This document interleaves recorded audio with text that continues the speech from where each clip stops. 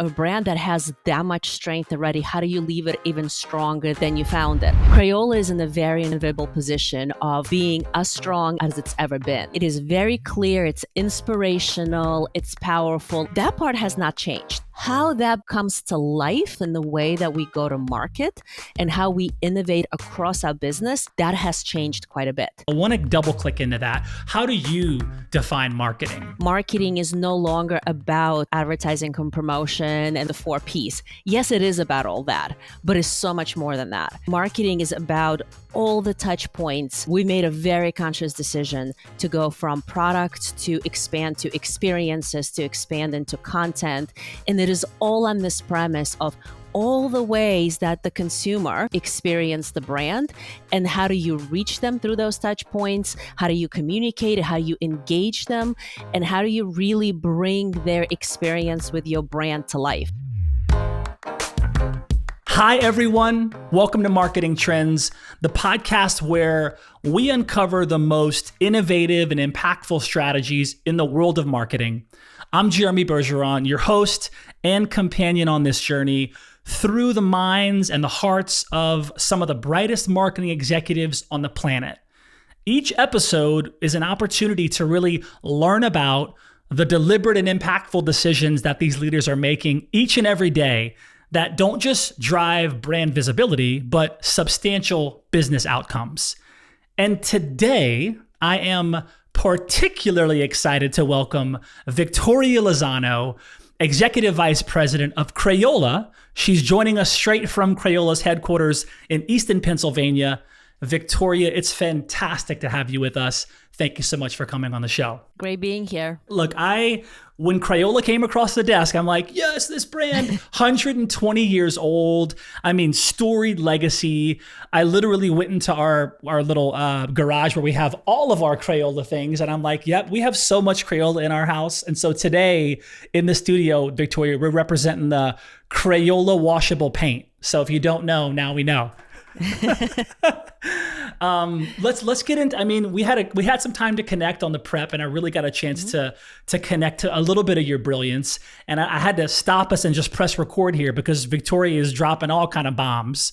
But I want to get right into it. And something you said right before we press record is this idea, Victoria, of the definition of marketing, which sounds like, we've covered that. But the way that you talked about how it shifted, I want to double click into that. How do you define marketing? I think that definition has shifted dramatically over the last, 10 years, I would say, and even over the last 5 years. And I think for me, marketing is no longer about, advertising and promotion and all the 4 Ps. Yes, it is about all that, but it's so much more than that.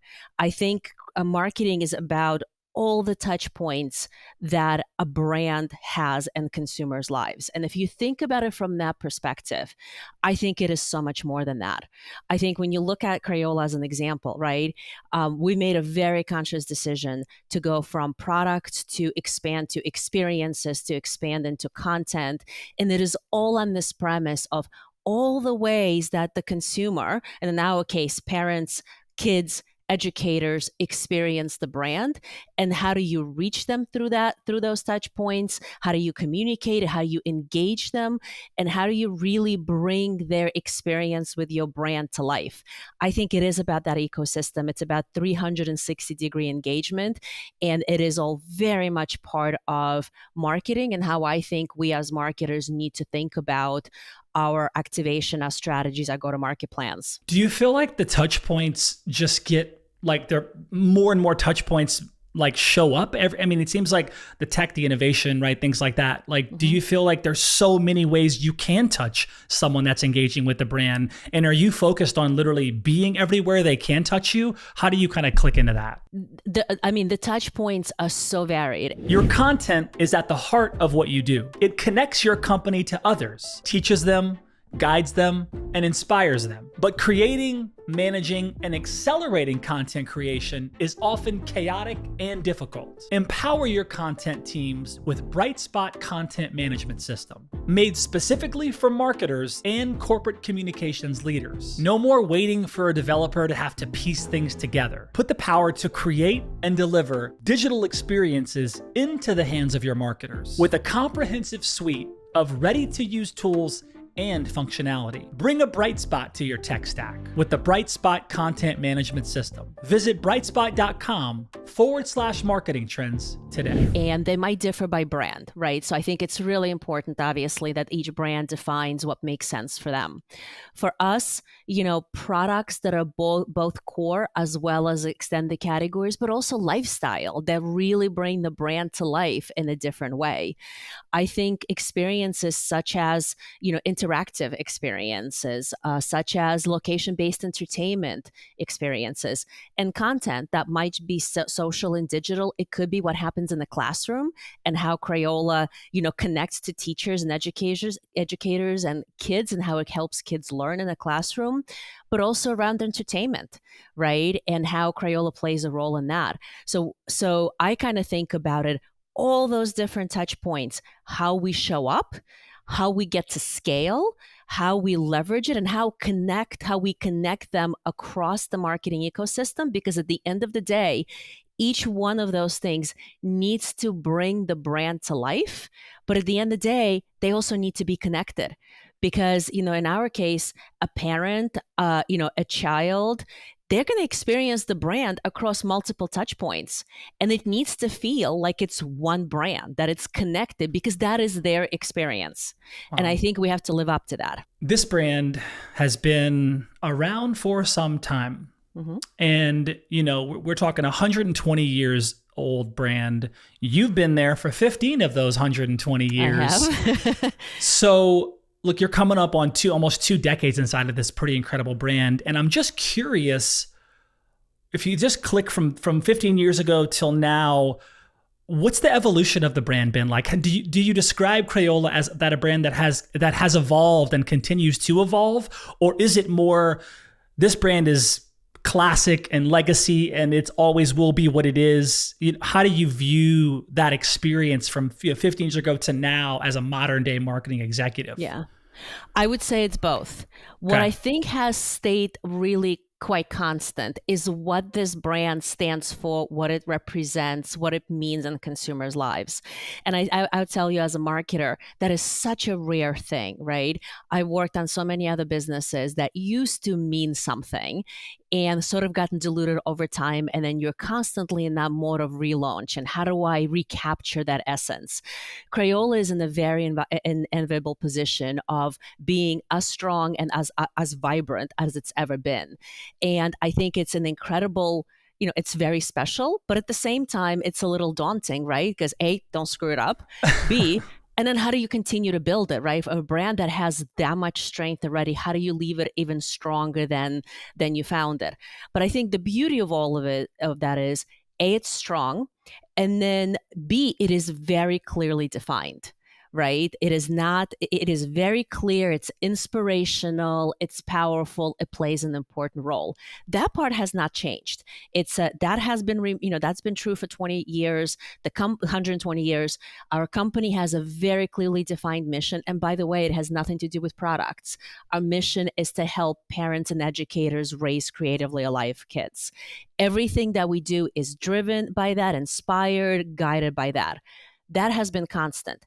How that comes to life in the way that it manifests itself in the way that we go to market and how we innovate across our business, that has changed quite a bit. And some examples of that, one ties in what I just talked about around that 360-degree engagement. 15 years ago, Crayola was a product manufacturing company. You look at what it is today, we have amazing products. We have incredibly exciting partnerships and lifestyle collaborations. We have, a robust and successful interactive business, location-based entertainment, entertainment like media, work that is happening, a really powerful education programming, and the feature being Crayola Creativity Week. None of that existed 10 years ago. So it has really been driven by a shift in us as a company talking about how do we continue to build that brand, and how do we build the business in a much more robust, much more diversified way. And that has, as I mentioned, has been a tremendous change in evolution and really much broader, I guess, leaning into partnerships also to help us do that. What about just making changes at a brand that's, it's such a legacy brand, obviously. Mhm. It's been around such a long time. Did you find it challenging in the early days to make change and shift things? I imagine you're coming in with a really cool background in CPG, which you'll want to touch on, but you're probably coming to the table with a real perspective, but you're also inside of a brand now that's been around a long time and has probably got some maybe stuck to their ways in some ways. And you've got to come in now and make changes and shift. How were you able to do that? And was that easy for you? Were there challenges kind of reaching across the aisle and building that trust and making change? Talk us through that a little bit. Yeah. So I think when I first joined the company, one of the critical pieces of work that we had done is really kind of looking to capture and articulate that mission and purpose, which is to help parents and educators raise creatively alive kids. That has always been the essence of our brand. That goes all the way back to the beginning. But somewhere in that process, sometimes the words get lost a little bit. And there were times in our history when we debated what was right, what's not right, who do we partner, should we do this, does it fit the brand? And as a marketer, when you come in and you see that, the natural question is, if we're having those debates, we're not really clear about it, because if we were clear about it, we wouldn't be debating it. So kind of recapturing that mission and that language have been incredibly empowering, because all those debates went away. And we really then focused on, if this is the purpose that we serve, how do we do it in a way that is really powerful and compelling and consistent? And what's been incredibly encouraging and exciting to see is that no matter where you are in the company, whether it's a functional area, whether it's part of the world, the work that gets done, and it's true for marketing, but it's also true across any other parts of the company. It is always on brand, and I think that's special and that's rare, and I think that's really empowering, because then anyone in the organization, anywhere you are around the world, can do things that build and not just borrow. Oh, that's good. That's so good. Let's get into the background a little bit, because the things that you're saying are, you're connecting to your perspective and your experience working at some epic brands. So I want to touch on your background just a little bit to give the audience some perspective, because one, I know that you got into marketing in college, right? Marketing was interesting to you early on. And then it seems like you got into CPG, Pfizer, Cadbury, working with some pretty epic brands in the CPG world. Talk about how that really shaped you as a brand builder, as a marketer, and kind of put that in your tool belt for Crayola. Yeah, no, absolutely. It is. You're correct. I've always known I wanted to do marketing, but very Okay. early in my career, I actually got into specifically brand management, brand marketing, and I actually started out in international, and then moved back into to the U.S. and worked a number of different companies and Fortune 500 companies, a number of very iconic and well-known brands. And what that really gave me is the classical training in the key principles of marketing and how marketing works in large organizations, matrix environment, how you make marketing a core part of the business plan and not just a thing of its own. When I came to Crayola, I originally came in a very similar marketing role, but since then, I've actually held a number of positions that included marketing, also oversaw licensing. Went to develop and build out a location-based entertainment business, then get involved in entertainment and kids entertainment industry, and now I kind of have that broad remit that looks sort of over all of those things, and I think gives me, I think, a bit of a unique perspective through those mix of experiences. I'm being able to think about the brand, but also how the brand comes to life in a broader way, and leveraging really all of those experiences and industries that I've been involved with to bring it to life and say, hey, the brand is this amazing powerhouse, well known. How would the brand come to life here? And how would the brand come to life here? And what are the things that we can do that would be meaningful to the consumer, to the parents, to the educators, to the children? How do we really show up in their lives in the way that is meaningful and true help to them? Not Mm. just what we want to do as marketers, but is truly helpful and meaningful to them. So I am curious about your experience just with moving fast, right? If you're working at brands like Pfizer and Cadbury and other big brands, you've got resources, teams, budgets, you're moving at a fast clip. You're coming into Crayola. This is a new brand.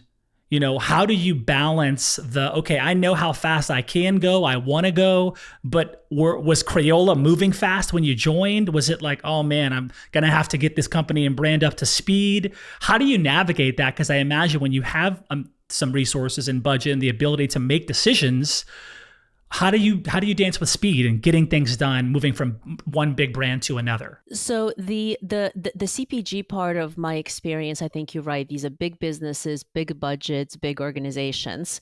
Crayola is somewhere in the middle. It's actually, believe it or not, it's a bigger brand than it is a business. It is a Wow. mid-sized company with an incredible power brand that has universal awareness, almost universal household penetration, but it's a mid-sized business. So and then when I was part of and leading the location-based entertainment business, that was a startup. Granted, within a bigger organization, but that was a startup. And talk about having to be scrappy and test and learn and really kind of move quickly to really continue to optimize. So I've really seen and been on both sides of that. I think to me, it's really about asking the key questions on the business. Any decision that you need to make, in my opinion, usually boils down to two or three key questions that you need to have answers to. And I think the trick is ask the right questions. If you get those answers, then even if you don't have perfect information, you can make a good, well-informed decision and go.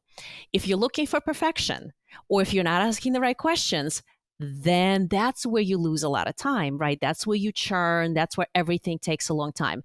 Patience has never been a virtue.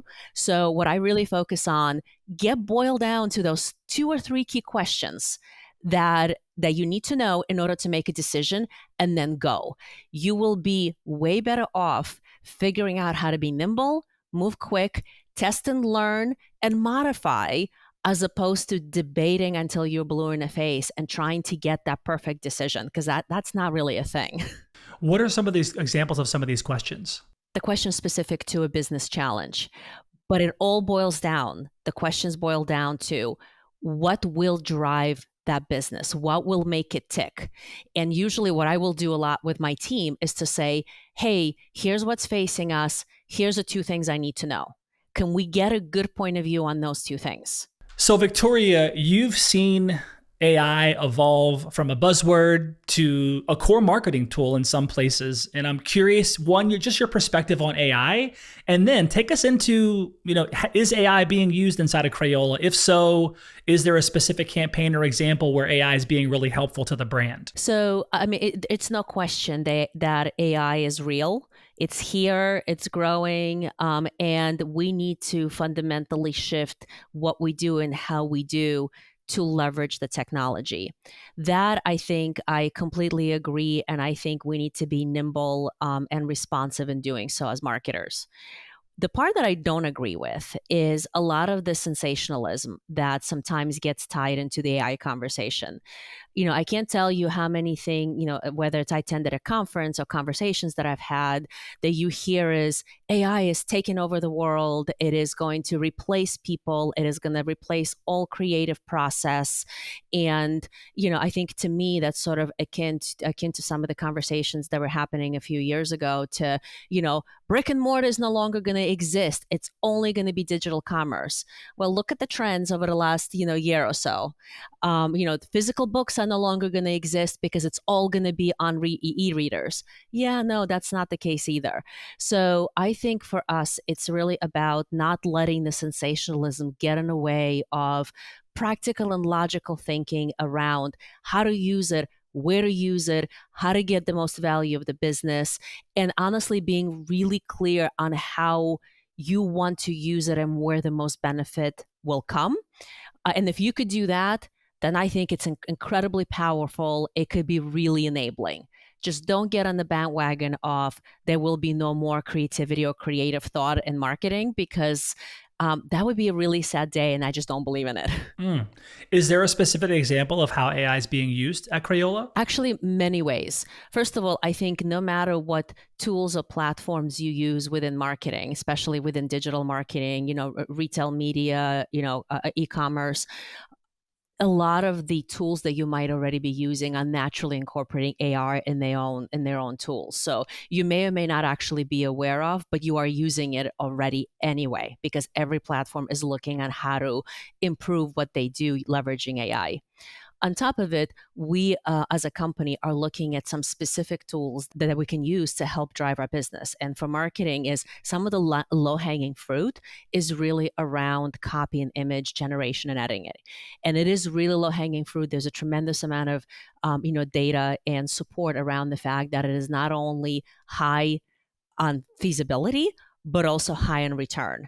And I think there are tools and there are technologies that you could easily to explore and incorporate to be able to able to use it for your business. And those are the areas that we're looking at. Low hanging fruit, things that are really specialized to help us enable the marketing that we do, specifically around language as well as image generation and editing. Are you using it in your role as EVP, overseeing marketing? Do you use tools like ChatGPT or things like that? If so, how? We don't use AI as the final output in whatever we ultimately do in any of our marketing tactics, but we do use it as a point of input. And I do think what it is, it can be tremendously helpful is in the speed and the efficiency of helping generate the kind of input that you need to then be able to use the unique beauty of human brain to get to all the way to bright to something that we feel proud to put in the marketplace. I mean, Crayola has really been at the forefront of personalizing customer experience as you think about the brand, especially if you haven't seen some of their creative, check out their YouTube channel and some of their more recent campaigns. But it's clear that Crayola is double clicking into customer experience. I know you have many examples, but touch on a campaign that really exemplified this approach and also the impact that it had. I think the campaign, honestly, that we just launched literally this week is going to be that campaign. It's called Crayola Campaign for Creativity.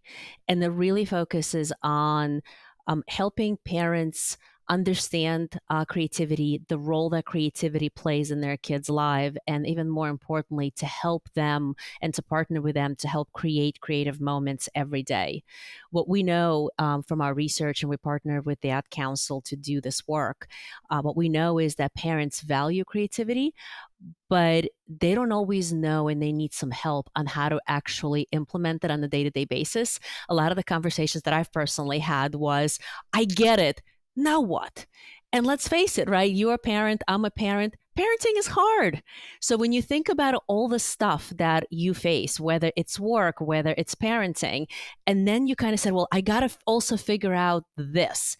Even if this is not that hard, it can seem daunting, right? So the conversation that we want to have with parents is, first of all, help reinforce the value that it has. This is not about artistry. This is about creativity as a critical life skill that helps kids reach their full potential. And that, for us as parents, is really one of the key things we want to accomplish and want to be able to give our kids, right? Is to help them become the best version of themselves. And I think kind of elevating that conversation from, hey, this is a marketing campaign. Yes, it is that.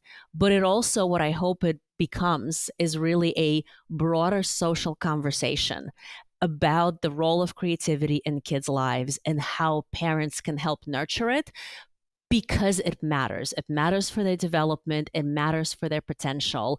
And we want to be a partner. We want to be help. We want to, help parents create more creative moments in the way that help enrich their lives as family and the lives of their kids. To me, it is just such an incredibly important conversation, to shift the societal dynamic, right? And how about how we talk about it, how we value, how we nurture creativity. Honestly, I think, I still have quite a bit to go in my career, but I think this one will always be at the top of the list of my favorite and most impactful things I've ever done. I'm completely candid. I watched that video this morning, the promo video, and it literally, I had an emotional like reaction to the video. And I mean, I'm exposed to marketing all the time on the show. I go deep into marketing trends. I research marketing. I can't turn that part of my brain off. And so when you send it, you're like, yeah, here's the clip and link. I'm like, cool. I kind of got into the state of like, I've seen 100 of these. Yeah. Okay, cool. And I pressed the play on the video. It almost brought me to tears, Victoria. I guess it was being a parent, knowing how much our kids are in this creative, expressed way and how much they love color and use color all the time and paint and all things Crayola. And it's really, I mean, it literally had I had a reaction to the video, which I was like, oh, wow, that was amazing. So quick tactical question. Was that produced in-house Crayola or is that some agency outside partnership? Because the video was well done. Thank you. I'm really glad to hear about your reaction to the video. I can't tell you how many people did tell me that they cried. Wow. I cried the first time I saw the first okay. edit. Okay, I'm not alone. And then and just for the audience, if you go on YouTube and search Crayola Stay Creative, you'll be able to pull up. It's a 6-minute video, so if you have 5 or 6 minutes, yes, I generally, even though I am biased, but I genuinely think it's worth watching. And it was produced actually with our partnership with Dentsu Creative. Wow. And it was based on this vision that elevating the importance and the role of creativity in kids' lives and helping enrich the understanding and help inspire parents to share these stories, to talk about this, and to help inspire them to nurture it in their own kids. That's what the video was intended to do. And I'm glad to hear that, at least by your reaction, I think I feel pretty good about it accomplishing its goal. Hey, a lot more work to do on, and there's going to be a ton more content around this campaign. But I love hearing your reactions. Thank you. It was incredible. I got up at 5 a.m. this morning. I'm literally alone in the studio. There's nobody awake right now. But I'm having this moment. It was just beautiful, and I was really grateful because it brought me back to my childhood. It brought me back to being a parent now, and just incredibly well done. So you said Dentsu Creative. Dentsu Creative. Okay, shout out to whoever that is, because man, incredible. Man, we have 8 minutes left, and I have 100 more questions, Victoria. This happens sometimes when we just get into the flow, and so I'll let that go. But I really want to talk to you about parenting and also being an executive of a really incredible brand. The balance of those things. Like you said, you're a mom of 3. That blows my mind. I was telling Hillary, I'm like, any marketing executive with children, I'm like, I don't know how you do it. It's incredible. So take us into your world as a mom, but also at the helm of marketing for an incredible brand, balancing that. What is it like to live in that world? And how do you balance it? Because I can imagine that either one of those two things can be crazy at times, and probably are, but you also seem very grounded in who you are and where you're headed. I'd love to get your opinion on that. Well, I have to start that with the fact that when I first joined Crayola, a big motivation for me was just the sense of purpose behind the brand, right? And the role that it plays in kids' lives. And I think for me, it's incredibly motivating and empowering to say, if I do my job well, something better, something good happens in the world. I just think that is incredible, right? There's a lot of other businesses that I can work on that you'd be like, well, we sold more of whatever that is. Okay, who cares?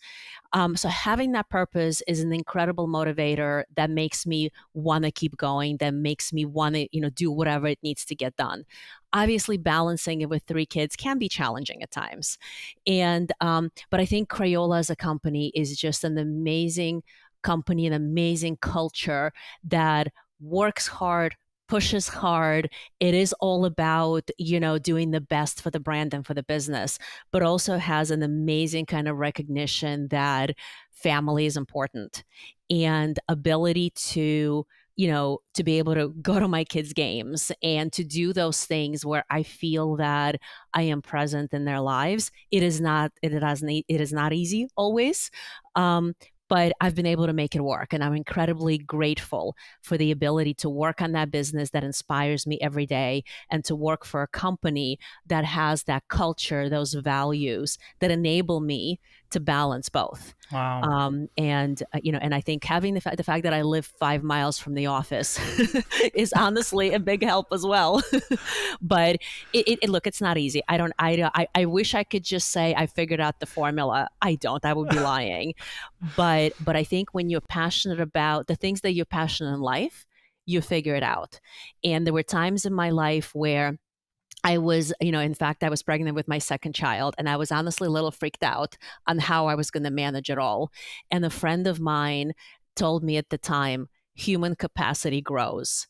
And this is many years ago. And I still remember that every time I'm struggling with something, I just take a breath and I just say, human capacity grows. I can Wow. figure this out. And it's been sort of kind of an enabling saying for me over the last 15 years. Victoria, you talk about partnerships. You've talked about partnerships a few times, and I'm curious about delving a bit into how Crayola collaborates with other brands. Could you share some insights into how Crayola selects its partners? How do you view that? And some people talk about partnerships being a scary thing to go because it could dilute the brand. It can do things to hurt the brand. How does Crayola view partnerships? How important has that been for you and the brand? Actually, it's been tremendously enabling. And I would start by saying you had asked me earlier a question about how Crayola has changed over the years. And as I reflect, to what Crayola was when I first started with the company or even 10 years ago, it was very much, we like to do things in-house. And I think part of it was driven from a good place around we're fiercely protective of the brand, and we want to make sure that everything that we do, and we always trust ourselves the most, right, to be able to protect it.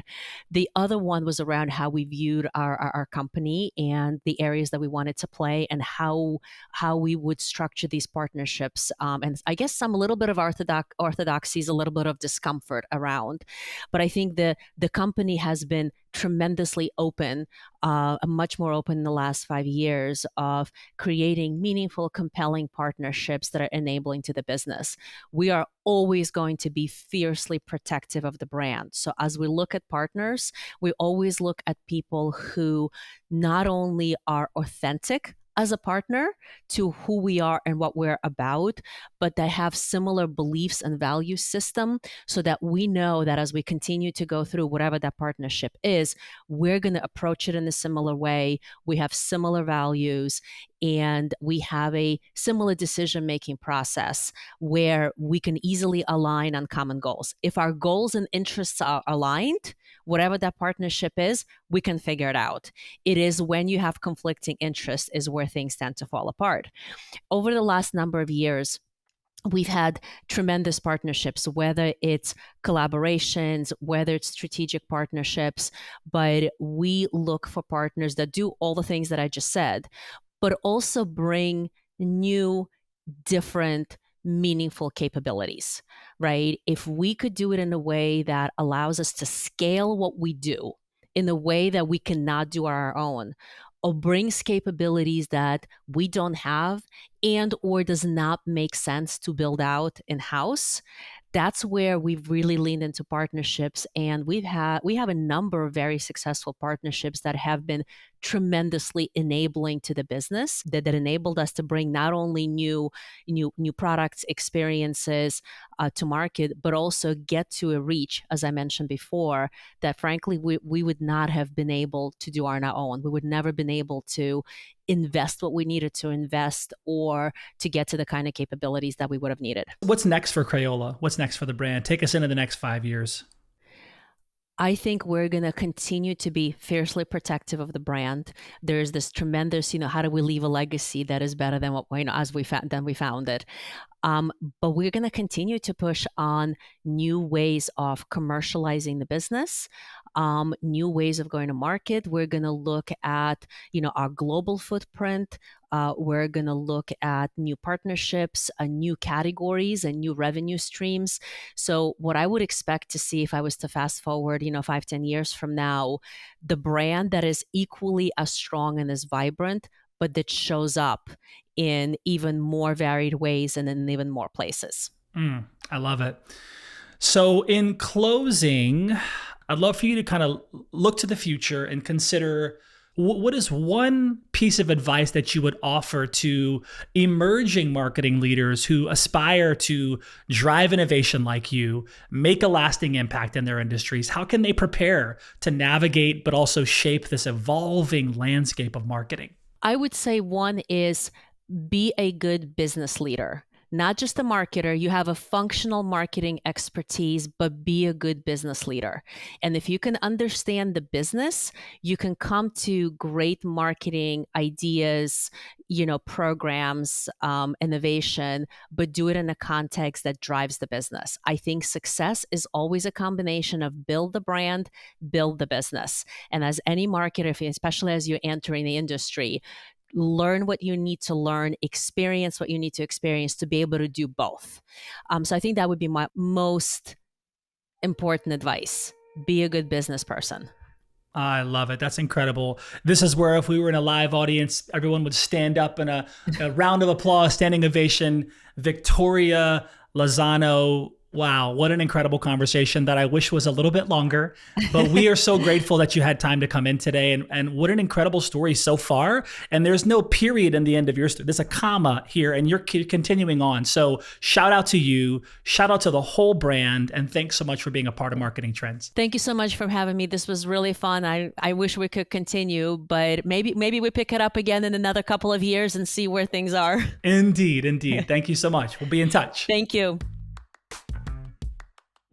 Brightspot Content Management System enables marketers to launch in just 100 days. It efficiently manages marketing campaigns or updates investors on your corporate site, handling it all seamlessly. With over 100 plus different content types and templates, marketers can deliver a customized, relevant experience to your audience. Additionally, integrate your current marketing automations platform and access instant analytics and SEO recommendations directly from your Brightspot content management system, simplifying tool management. Discover more at brightspot.com/marketing trends.